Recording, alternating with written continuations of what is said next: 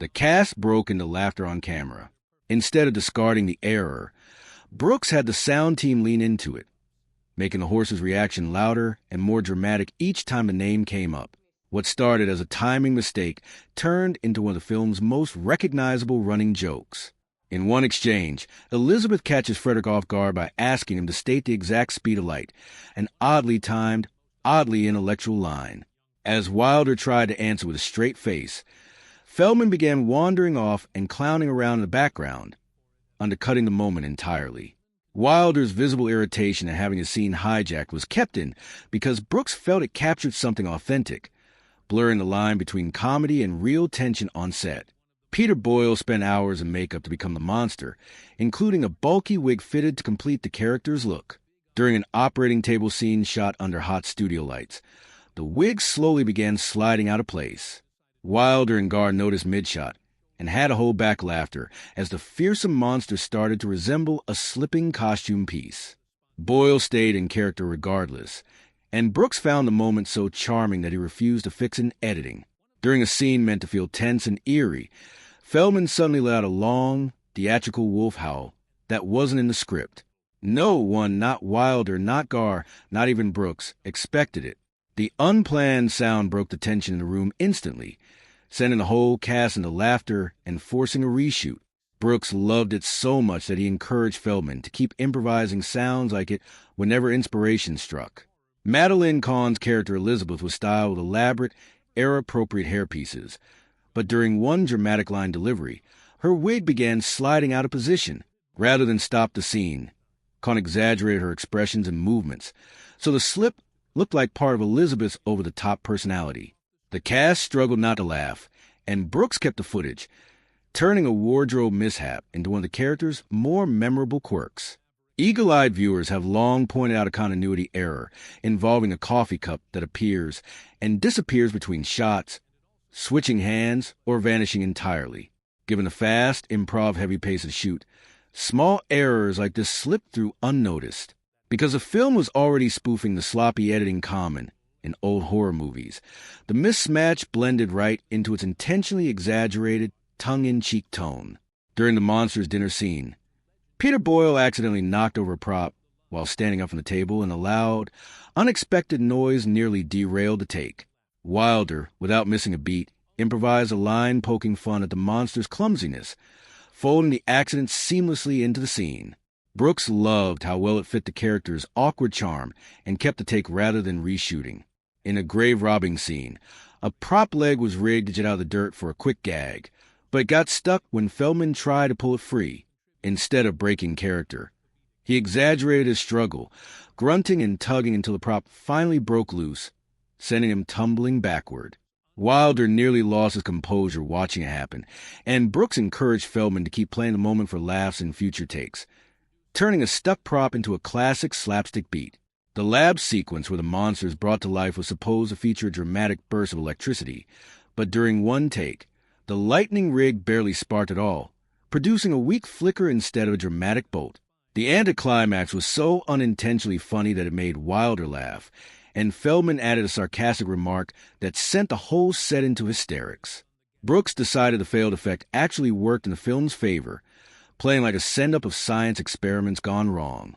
The clunky laboratory elevator was supposed to move smoothly between levels, but during filming it began wobbling unexpectedly. Terry Garr let out a genuine scream of alarm, and rather than cut the take, Wilder and Feldman stayed in character, playing the shaky ride as though it were intentional. Brooks liked the raw, unscripted energy of the moment enough to keep it in the film. Wilder, who co-wrote the script with Brooks, was known for his discipline and focus, but the constant improvisation on set eventually broke through even his composure. Brooks later admitted that filming sometimes took twice as long as expected simply because Wilder couldn't stop laughing, sometimes triggered by Feldman's ad-libs, sometimes by Boyle's perfectly timed grunts, and often by Brooks himself losing it behind the camera. The sound team even had to re-record parts of the audio because his laughter kept bleeding into the microphones. Rather than viewed as a problem, this constant breakdown of composure was treated as a sign. Some of the most beloved comedies weren't built entirely on a tight script and flawless execution. Sometimes the funniest moments happen when things go sideways. Mel Brooks' black and white classic Young Frankenstein is a perfect example. Across its production, mishaps, unplanned line changes, and on-set chaos kept sneaking into the finished film, and rather than editing them out, Brooks often chose to keep them in. Here's a rundown of 20 of the most memorable accidents, slip-ups, and spontaneous choices that ended up shaping the movie audiences know today. When Dr. Frederick Frankenstein and his companions first reached the castle and asked Igor for help with their bags, the moment was meant to be a simple, straightforward exchange. Instead, Marty Feldman tossed an off-the-cuff remark about which traveling companion he'd rather carry. The line caught everyone off guard. Terry Garr nearly lost her composure, and Gene Wilder had to fight to keep a straight face. Feldman kept slipping variations of the joke into take after take, and Wilder's visible struggle to hold it together only made the bit funnier. Brooks liked enough to keep it, and the throwaway arrival scene became one of the film's most quoted exchanges. Igor's hunchback is one of the signature features, but the running gag of it moving from shoulder to shoulder was never written into the script. Feldman started shifting the hump's position between takes as a private joke to see who would notice. Wilder caught on almost immediately and struggled not to laugh, and Feldman kept the bit alive throughout filming. Once Brooks realized what was happening, he let it continue, and it grew into one of the film's most memorable sight gags, purely because an actor decided to mess with his own costume. During a scene set in the castle's hidden passageways, Dr. Frankenstein and Inga are shown carrying a candle to light their way. Except in the finished cut, the candle disappears between shots without explanation. This wasn't a deliberate effect. It was simply a prop that got lost in the shuffle of a fast-moving shoot. Rather than reshoot the sequence, the production let it slide, and the mismatch ended up blending in with the film's parody of clumsy old horror movie editing.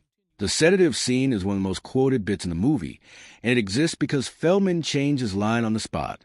Instead of delivering the word as written, he mangled the pronunciation into something stranger and funnier. Wilder wasn't prepared for it, and his attempt to stay stern and composed only made his suppressed laughter more visible on camera. Brooks preferred the raw, unplanned version over a clean take, and the odd delivery became one of the most beloved lines in the entire film. The playful roll in the hay sequence required Terry Garr to bounce around energetically while delivering her lines. During filming, she lost her footing slightly and stumbled. Not a full fall, but enough to throw off her rhythm. Rather than break character, Garr folded the wobble into her performance so naturally that it read as part of the scene. The crew held back laughter, and Brooks kept the moment in specifically because it made her character feel more genuine and endearing. The putting on the Ritz sequence almost didn't make it into the film. Brooks originally thought it was too ridiculous, but Wilder pushed hard to keep it.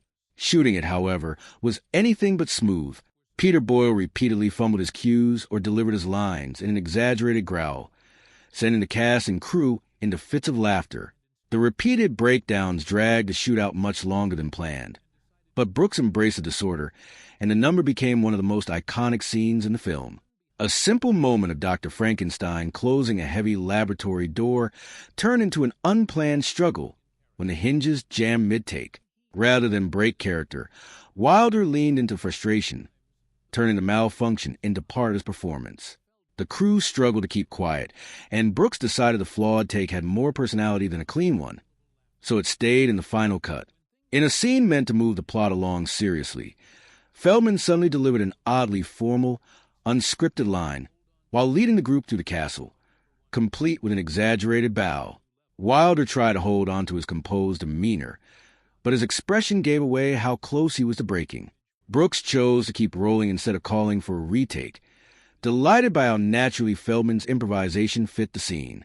Every time Frau Blucher's name is mentioned in the film, horses shriek in terror, a gag that actually began as a mistake. During one take, the sound team triggered the horse effect too early, before the name was even spoken, and